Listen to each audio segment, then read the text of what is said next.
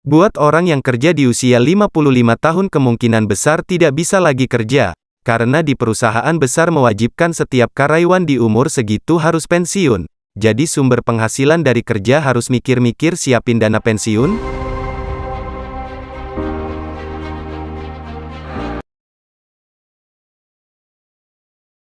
Namun, kebebasan financial freedom tidak datang begitu saja melainkan harus diraih dicapai dengan sangat gigih. Lantas, apa yang harus dilakukan agar bisa mencapai kebebasan finansial? Mungkin hal tersebut diwujudkan di usia muda. Mari kita bahas bersama-sama.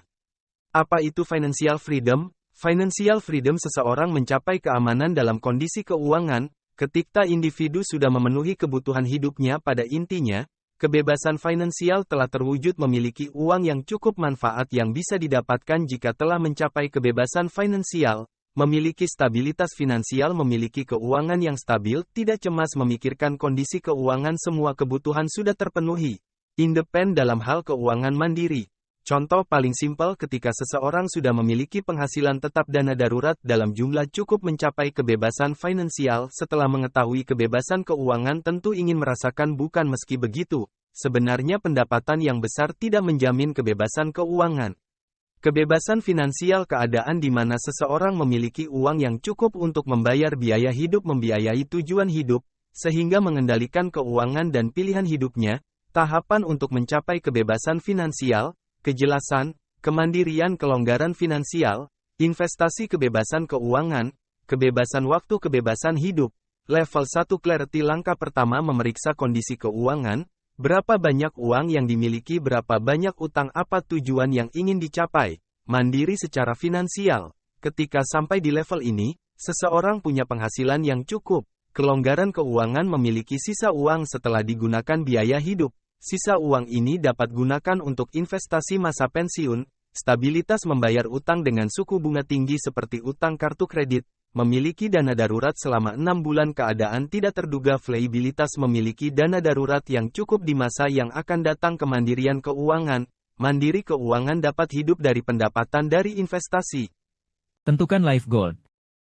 Gaya hidup seperti apa yang diinginkan? Berapa banyak uang yang harus ditabung mencapai gaya hidup yang diinginkan? Di umur berapa memiliki tabungan?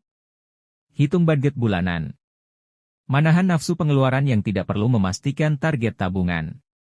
Arti sebuah hidup sederhana bukan berarti pelit buat diri sendiri, melainkan lebih bijaksana mengatur keuangan. Bedakan kebutuhan, keinginan. Kadang salah apa yang dibutuhkan dan apa yang diinginkan ketukar. Tahap aman di mana keuangan kamu, bisnis atau investasi bisa mengcover kehidupan sehari-hari meskipun gak kerja. Tapi gak bisa membeli barang-barang mewah. Tahap ini ketika bisnis sudah bisa bekerja sendiri tanpa diawasi secara penuh, atau tabungan kalian sudah banyak sehingga cukup untuk pensiun, tapi cuma membiayai kebutuhan sehari, gak bisa hidup memenuhi kebutuhan hidup yang mewah. Tahap bebas finansial, pendapatan kalian sudah memenuhi standar kehidupan mewah. Tahap ini seringkali disebut-sebut kebebasan finansial. Nggak perlu mikir lagi buat kerja karena bisa hidup mewah dari penghasilan pasif income kalian, entah dari bisnis maupun investasi. Tahap selanjutnya kaya raya.